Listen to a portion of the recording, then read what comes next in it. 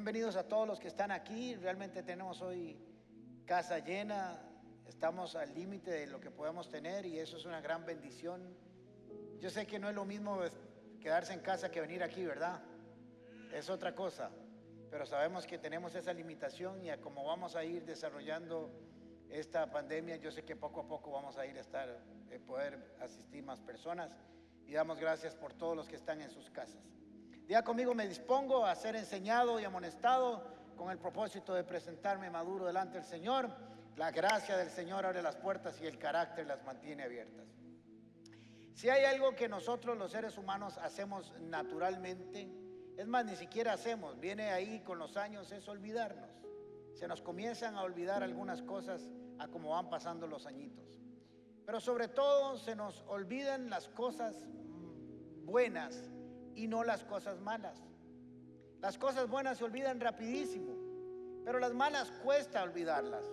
Hay que ir a Taller Haz la Paz con tu pasado, con el presente, con el medio, con el centro, para adentro. Hay que leer 300,000 libros para olvidar y sanar el pasado doloroso. Hay que ir a congresos, seminarios, en fin, hay que ir a noches de administración para que se nos olvide el pasado malo, porque cuesta mucho. Pero el pasado bueno se olvida rapidísimo. Es fácil. Es más, si yo le pongo a decirle a usted que traiga recuerdos, lo primero que vienen son recuerdos malos. Y el Señor sabe eso. De hecho, para olvidar las cosas buenas, malas, hay que hacer un verdadero esfuerzo.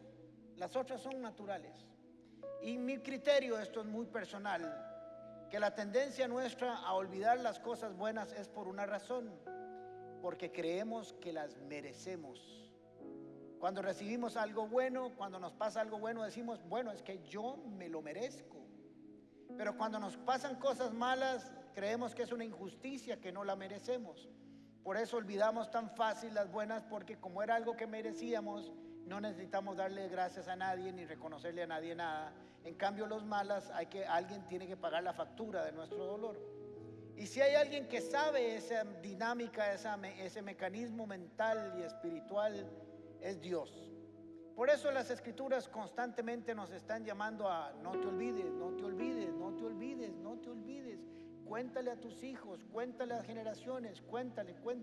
Por eso la enseñanza de hoy se llama no te olvides, porque Dios está interesado en que no nos olvidemos de las cosas que Él ha hecho por nosotros y que seguirá haciendo. Pero no solamente que no nos olvidemos, sino que tengamos el tiempo para hacérselas recordar a otras personas, para que también ellos puedan construir una historia de fe. Cuando pensamos en Israel y los 40 años en el desierto, nuestra tendencia es a pensar que fue un castigo. Eso es lo que viene a nuestra mente, que se quedaron ahí por desobedientes, por rebeldes, por falta de fe, etcétera, etcétera, etcétera. Pensamos en muerte y no en un tiempo de bendición. Pero yo creo que eso no es tan importante como si logramos dar un enfoque de fe. Y yo creo que ese tiempo de 40 años de Israel en el desierto fueron una gran oportunidad para formar una nueva generación. Era necesario que una generación que estuvo en Egipto, que había nacido sin Dios, sin Jehová, para conquistar la tierra prometida tenía que tener un cambio de mente, una transformación en su mente, en su forma de ver las cosas, en su forma de relacionarse con Dios, en la forma en que adoraban, en la forma en que se relacionaban. Dios tuvo que venir a hacer un tabernáculo en medio de ellos para que aprendieran a convivir con el Dios de sus padres en ese tiempo. Tenían 430 años y no habían podido disfrutar de eso. Entonces, los 40 años no son tan malos como parecen. Fue lo mejor que le pudo haber pasado al pueblo que iba a conquistar.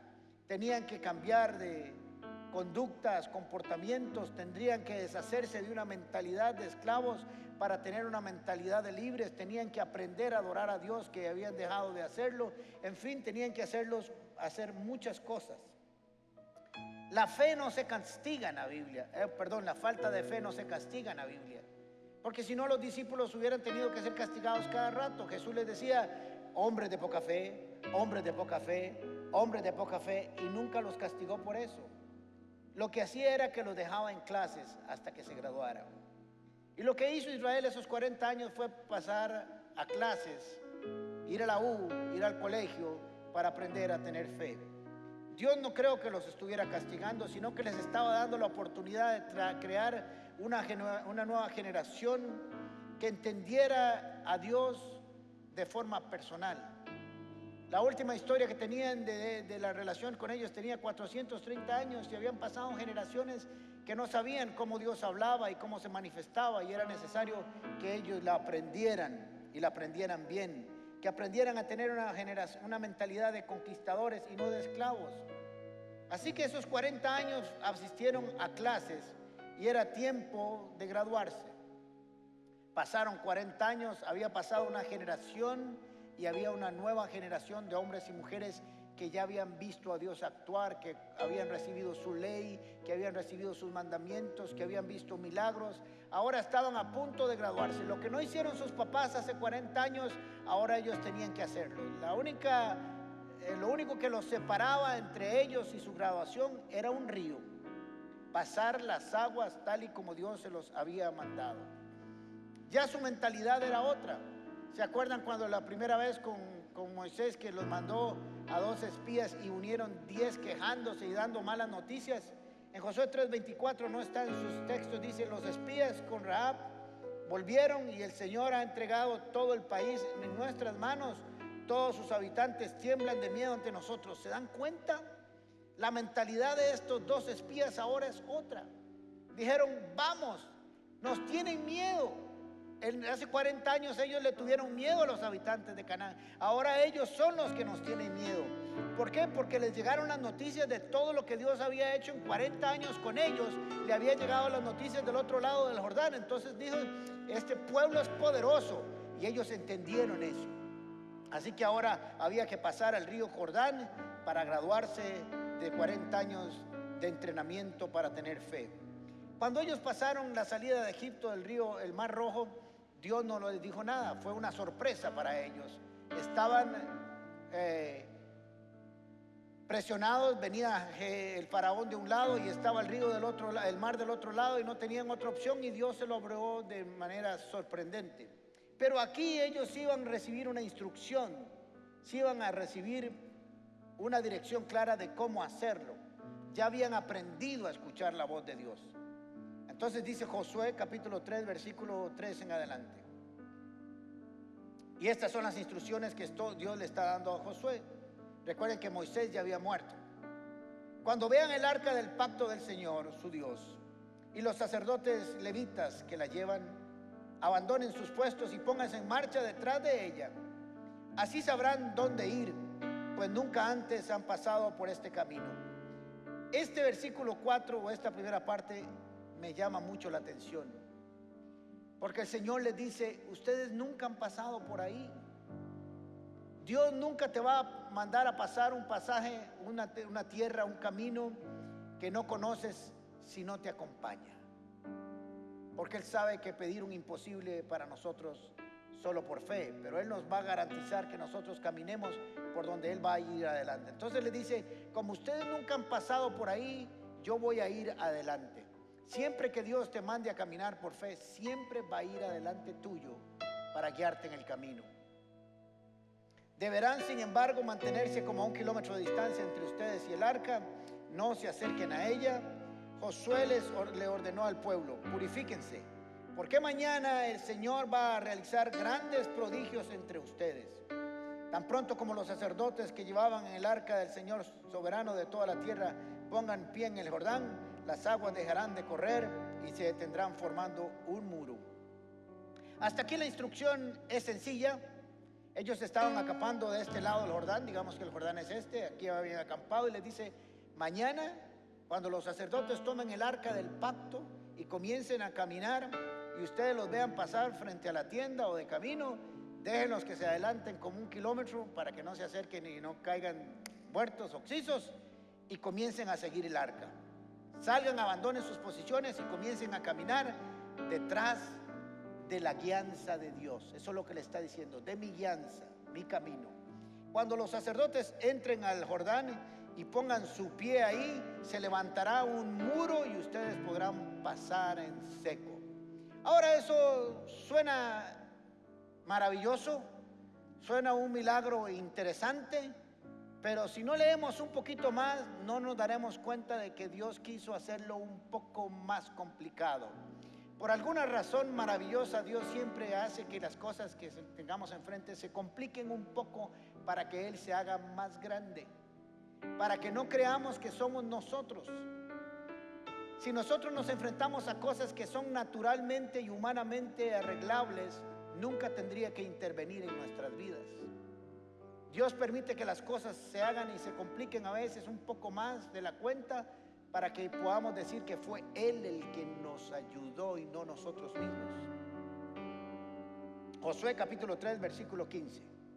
Ahora bien, eso es después de que dijo que los sacerdotes pusieran sus pies en el agua, etcétera, etcétera, etcétera. Ahora bien, las aguas del Jordán se desbordan en el tiempo de la cosecha.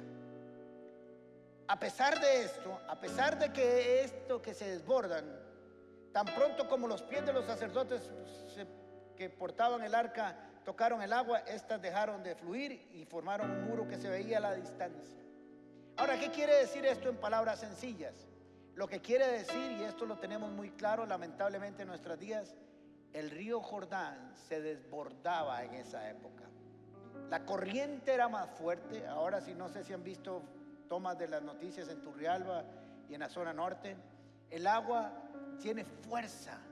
Vemos cómo arrastra casas, arrastra árboles gigantes, arrastra vehículos. De pronto uno ve donde van 2, 3 carros así, lo que cuesta empujar un carro, y ahí van flotando como si nada. Miren, si usted habla con un ingeniero civil, ellos prefieren enfrentar un terremoto que una inundación, porque las aguas usted no sabe para dónde agarran. Vienen de un lado, del otro, salen de abajo, vienen de arriba, corren por los lados, desarman todo lo que se topan. Y lo que está diciendo aquí es, van a pasar en una época donde el río Jordán se desborda. ¿Y cuándo se desborda un río? Cuando sus aguas suben por el nivel del cauce y se desbordan.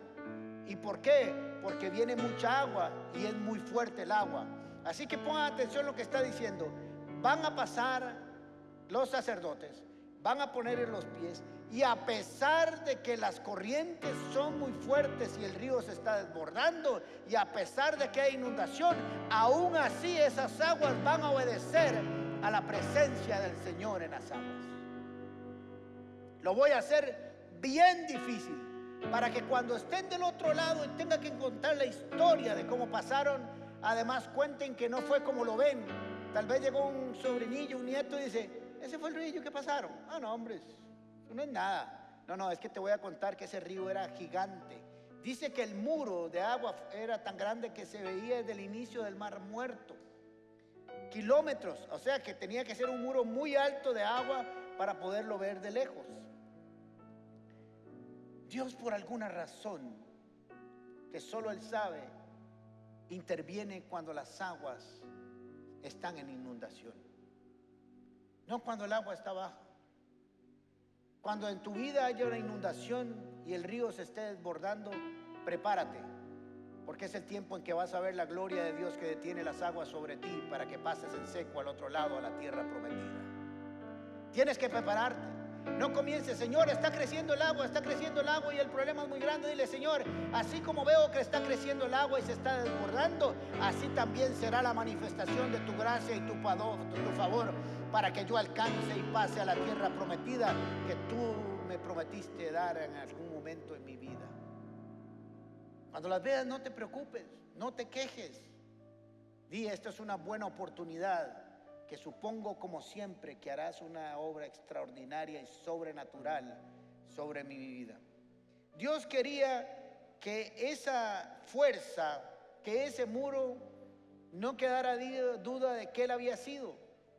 Que ninguna fuerza humana hubiera podido decir: es que yo lo hice, si puse unos troncos, o si puse unas piedras, o si fui castor en algún momento y la tapé.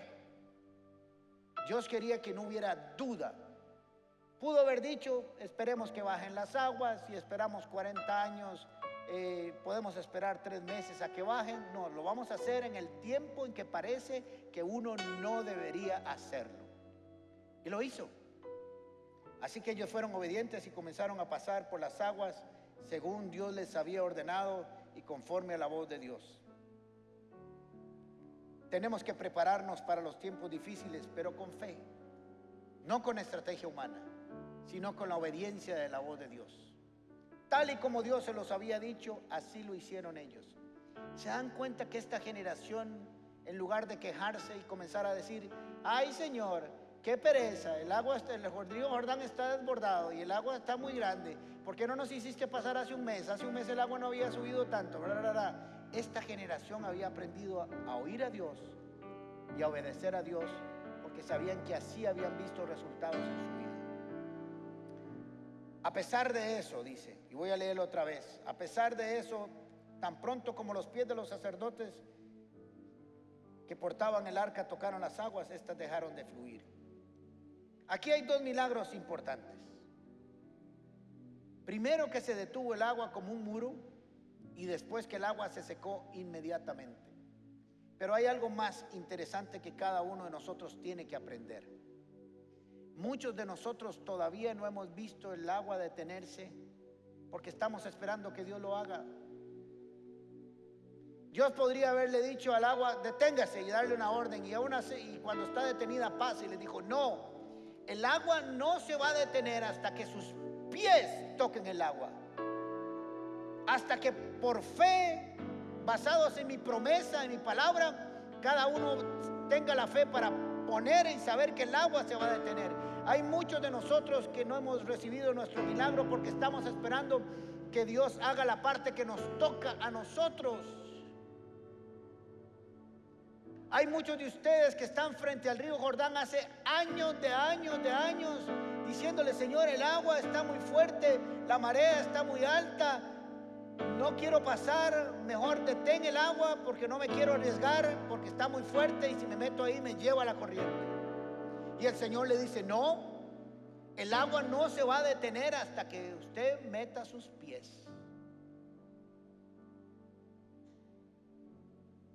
Va a ser un milagro que yo provoco cuando obedezcas por fe a mi palabra.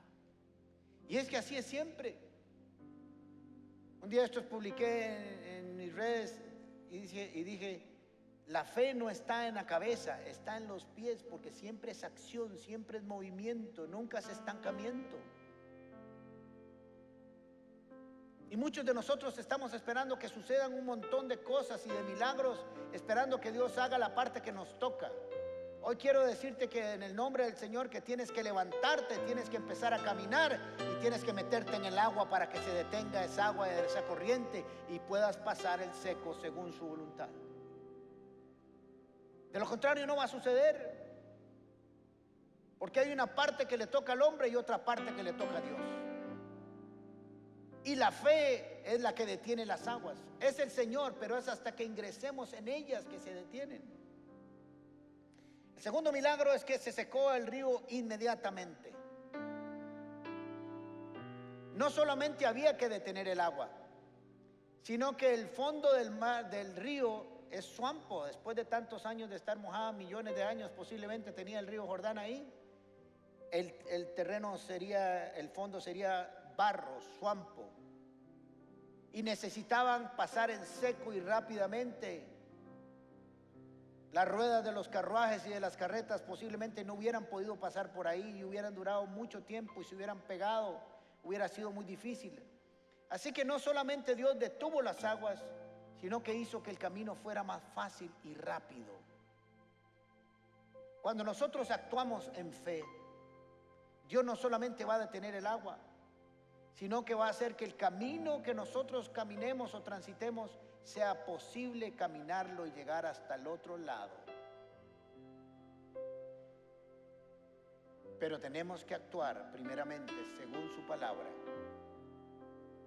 Dice la palabra que inmediatamente se sacó y todos pudieron pasar. Pero hay otra orden que viene con el título de esta enseñanza. Josué capítulo 4, versículo 4 en adelante. Entonces Josué reunió a los 12 hombres que había escogido de las 12 tribus y les dijo: vayan al centro del cauce del río hasta donde está el arca del Señor su Dios, y cada uno cargue al hombro una piedra. Serán 12 piedras, una por cada tribu de Israel, y servirán como señal entre ustedes. En el futuro, cuando sus hijos le pregunten ¿por qué están estas piedras aquí?, ustedes le responderán: el día en que el Señor del pacto del Señor cruzó el río del Jordán, el arca, perdón, las aguas del río se dividieron frente a ellos. Para nosotros los israelitas, estas piedras que están aquí son un recuerdo permanente de aquella gran hazaña. La hazaña de quién? De Dios, no del pueblo. El pueblo solo obedeció, caminó por fe y Dios hizo. Ahora, ¿qué fue lo que les dijo Dios? Van a entrar los sacerdotes, se va a detener el agua, se va a secar el fondo del río, van a pasar todos, y una vez que todos estén del otro lado, se van a devolver 12 hombres y van a recoger 12 piedras que están a los pies de los sacerdotes que están en medio río, deteniendo todavía el agua, y de ahí van a tomar piedras grandes, porque dice que las pondrán sobre sus hombros y irán al otro lado del Jordán y harán un monumento de recuerdo, para que en las generaciones futuras, cuando alguien les pregunta ¿y para qué está eso ahí, papá? Venga, chiquito, le voy a sentar aquí y le voy a contar lo que Dios ha hecho con nosotros hasta el día de hoy. Para que le cuentes a las próximas generaciones cómo tu Dios te sacó no solo del desierto, para que te vayas allá 40 años después y les digas cómo nos sacó de Egipto, cómo nos sacó de la esclavitud, todo lo que hizo tu Dios, cómo los pasó por el mar, cómo los trajo por el desierto, cómo pasó el río Jordán y cómo los puso en la tierra prometida. Vas a recordarle a todas esas generaciones lo que yo hice y lo que he hecho con tu pueblo, para que no te olvides. Porque es fácil olvidarse constantemente de lo que Dios ha hecho por nosotros. Para que nadie se le ocurra pensar que fue por la fuerza humana o por la estrategia humana que se logró, sino para que esas piedras que vienen del centro del cauce del río les cuenten también una historia de dónde vienen. Y esas piedras, aunque ves ahora el agua así, un día se secó, quedó en seco, y de ahí del centro que hoy no puedes ver salieron esas piedras y están aquí para recordarnos de dónde vinieron, no solo dónde están, sino solo de dónde salieron, de los pies de los sacerdotes mientras ellos portaban la presencia del Señor. ¿Y qué quería Dios? 26 veces aparece la palabra en Deuteronomio: no te olvides. Cuidado, se te olvida. Recuerda constantemente. Mire lo que dice Deuteronomio capítulo 6, versículo 10 al 12. El Señor tu Dios te hará entrar en la tierra que les juró a tus antepasados Abraham, Isaac y Jacob. Primero es el cumplimiento de una promesa. No es una ocurrencia. Ustedes no van a entrar a esa tierra porque Dios se le ocurrió un día y dijo: mira, ahí está una tierra de Canaán, agarren esa vara y la conquistan. Venía de la promesa de hace más de 600 años. Entonces lo primero que vas a recordar es que esto es un cumplimiento de una promesa que yo le di, que yo estoy cumpliendo. Es una tierra con grandes ciudades y prósperas que tú no edificaste. Por si acaso, Israel, por si acaso vas a entrar a una ciudad con edificios, con oficentro, con centros comerciales, con calles, con autopistas, que tú no hiciste nada para conquistarlas, te las estoy regalando. No hiciste nada y ahí están esperándote, porque yo así lo quise. Y vas a entrar a casas llenas de toda clase de bienes que no acumulaste. Vas a vivir en casas que tienen piscina, aire acondicionado, pantallas planas, todos los electrodomésticos más modernos que te puedas encontrar, Nintendo para los chiquitos y todas las varas que tenga, y tablets y teléfonos y todo lo demás. Le hablas a las ventanas y se abren solitas. Y tú no has hecho absolutamente nada, te las estoy regalando. Además, con cisternas que no cavaste, con pozos, con viñas, con olivares que no plantaste, otros las sembraron por ti. Cuando comas de ellas y te sacies, no solo que comas, sino que estés abotagado. Cuídate, cuídate, cuídate, cuídate, cuídate de no olvidarte del Señor que te sacó de Egipto y de la tierra donde viviste en esclavitud. Dios es bueno, pero no es tonto. Es que a veces creemos que Dios es tan bueno que llega a ser tonto, y no es así. Él sabía y conoce al hombre y sabe cómo se podían olvidar rápidamente de todos los beneficios y de dónde venían. Miren a nuestros hijos, y también yo fui hijo, por si acaso. Cada uno de nosotros ha sido hijo. Abren la refri y creen que en la noche se llenó sola. Chiquititos, 3, 4, 5, 6, 7, 8, 10, 12 y 40. Creen que abren la refri y en la noche, ups, se llenó. Y abren el closet y está toda la ropa ahí y creen que hay unos enanitos que la construyen y la hacen ahí en la noche. Así somos todos. Y de pronto se nos olvida lo que hicieron nuestros papás. Y se gradúan y ganan su primer salario, y en lugar de llevarse a los papás y decirles quiero traerte y honrarte con el primer salario que me dieron, van y se pegan un tandón con los amigos. Y los tatas que parieron ese título están en la casa esperando que venga la fiestón que se pegó para celebrarle a ellos la fiesta que le regalaron del título pagado, para que luchara y aprendiera y enfrentara la vida. Todos nos olvidamos. Es muy duro. O los empleados y colaboradores son tan buenos, usted será tan buen patrón como hasta el día que le jale el rabo. Ay, qué lindo el patrón que tenemos, ¿verdad? Nos dio feriado hoy, no era. Pero un día les dice, ¿se pueden quedar una hora más? Viejo estafador ese, esclavo, no sirve para nada, cochinada, asqueroso, solo la plata le importa. Aquí no hay nadie así, por dicha. Se nos olvida. Y Dios les dice, y por si acaso yo quiero que se acuerden que ustedes eran unos esclavos que vivían apenas para el pan que les daban diariamente, y ahora yo los voy a prosperar. Porque en el desierto es muy fácil acordarse de Dios. Cuando la chancha está jalando el rabo, es muy fácil acordarse de Dios. Pero cuando todo comienza a ir bien, que se espere Dios, porque yo hice este dinero con mi esfuerzo, y esta casa la compré yo, y este carro lo pagué yo con mi trabajo. Porque qué esfuerzo es mío. Y oyen sus hijos eso y después dicen, esta vara no es tomando en cuenta a Dios, esta vara haciendo uno su trabajo. Tenemos que contar historias. Uno no se olvida de Dios de un día para otro, uno se va olvidando de Dios poco a poco, con anestesia diaria. Por eso me preocupa mucho las personas que vino la pandemia y no se aparecieron nunca más por la iglesia, ni por ningún grupo paz, ni nada.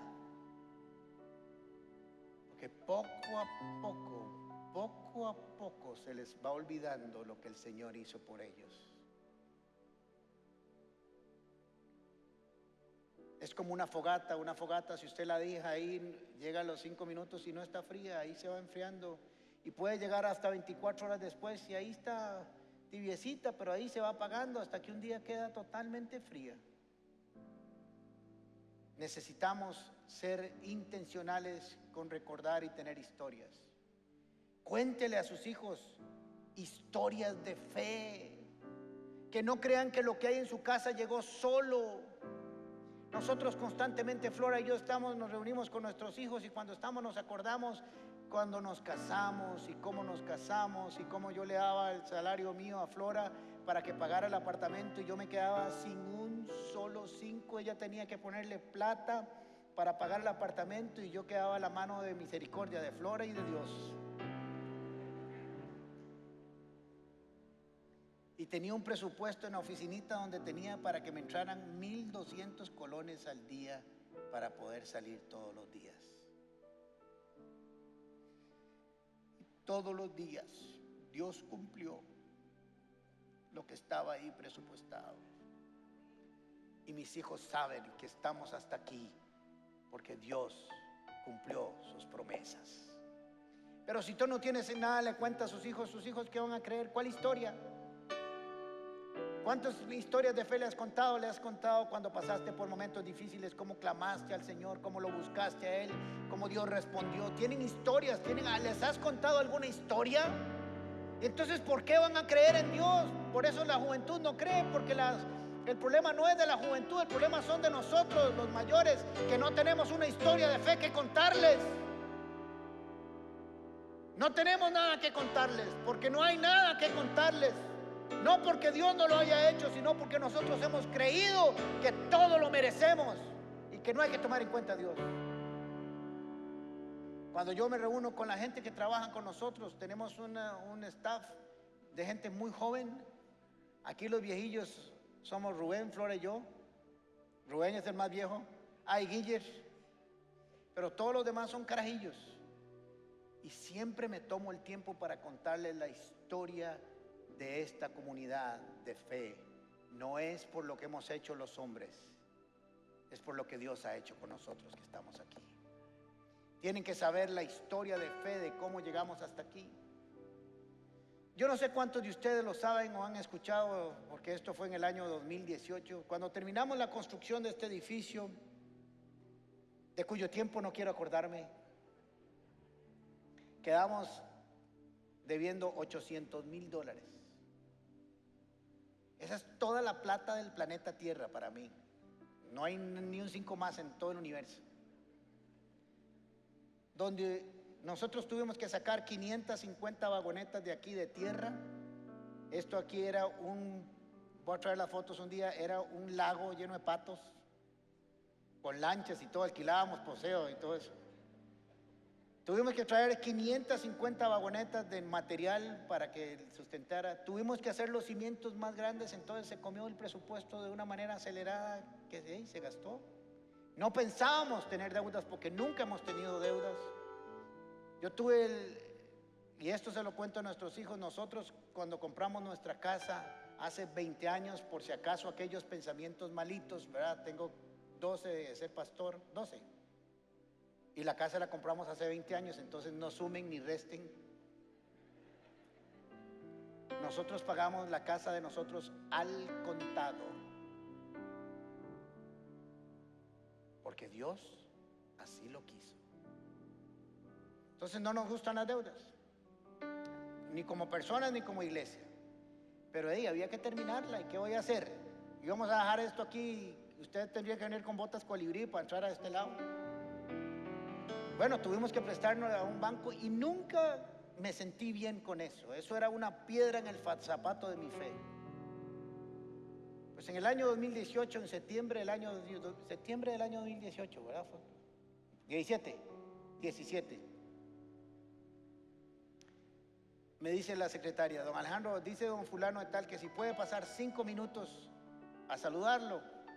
Es miembro de nuestra iglesia, pero se ha ido a vivir a otras provincias muy lejos y no volví a asistir. Se conecta por internet y oye todo, pero vive muy lejos. ¿Que quiere pasar a saludarlo? Y le dije, pues por supuesto que pase. Entonces ya entró, ya está don fulano de tal. Hola, ¿cómo estás? ¿Cómo te va? Bien, bien, gracias. Y me dice el Señor, pero me agarró así en frío, seco, me hace, dice el Señor que le dé esto.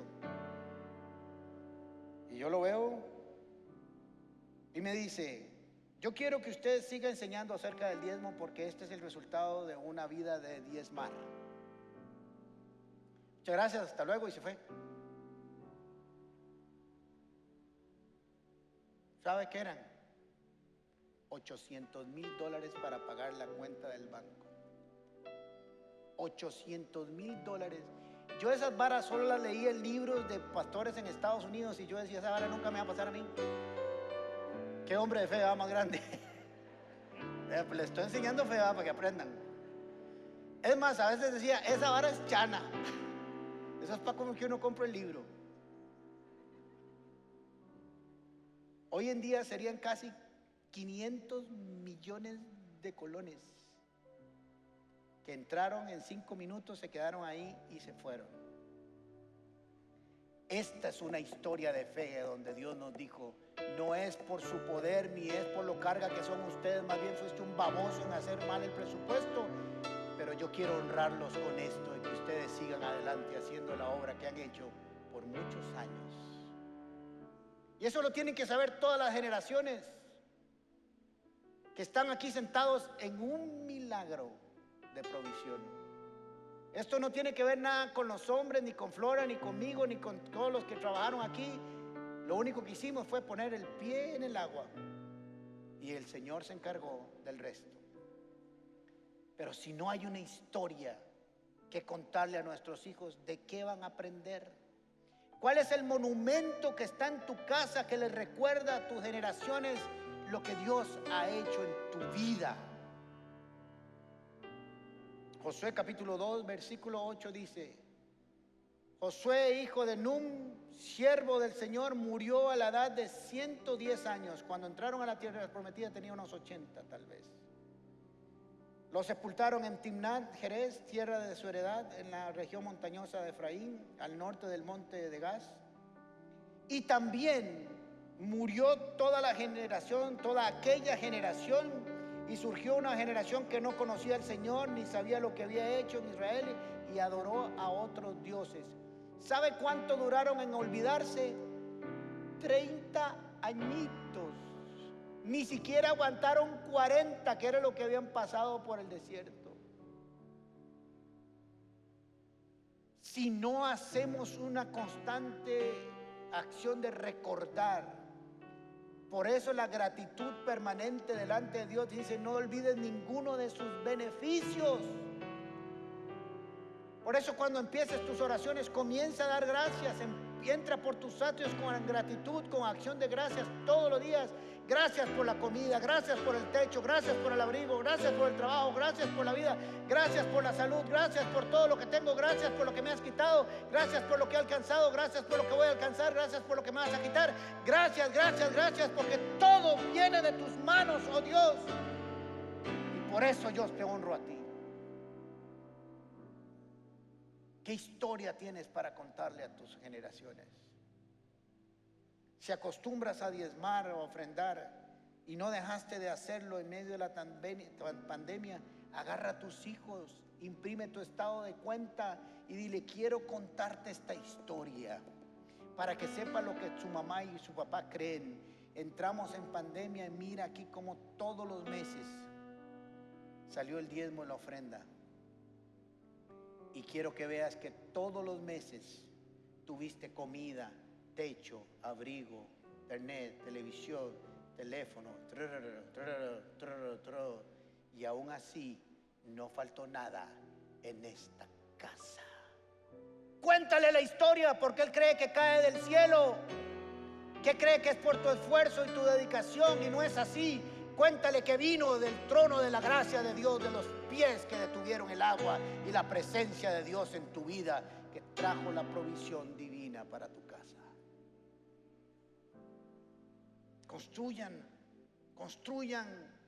tengan un recuerdo, un monumento, un versículo bíblico en una puerta, donde sea, que todos los días tus hijos pasan por ahí y te pregunten: ¿y qué es eso? Eso es para que no te olvides de dónde venimos, para dónde vamos, y que en esta casa hay Dios y hay fe y hay esperanza todos los días. Porque tu papá y tu mamá, o si eres una mamá, eres soltera, o un papá, porque todos los días aquí agradecemos al Señor por lo que nos da. Por eso las generaciones nuevas no conocen, por eso muchos hijos no han conocido, porque no les contamos nada. Desde niños tuvieron que haber escuchado todos los días los milagros que Dios había hecho en tu vida. Y si no lo has hecho, tómalos, invítalos a tu casa un día, hazles una cena y cuéntales una historia. Escribe toda la historia de tu vida y cuéntale a ellos todo lo que Dios ha hecho sobre ti.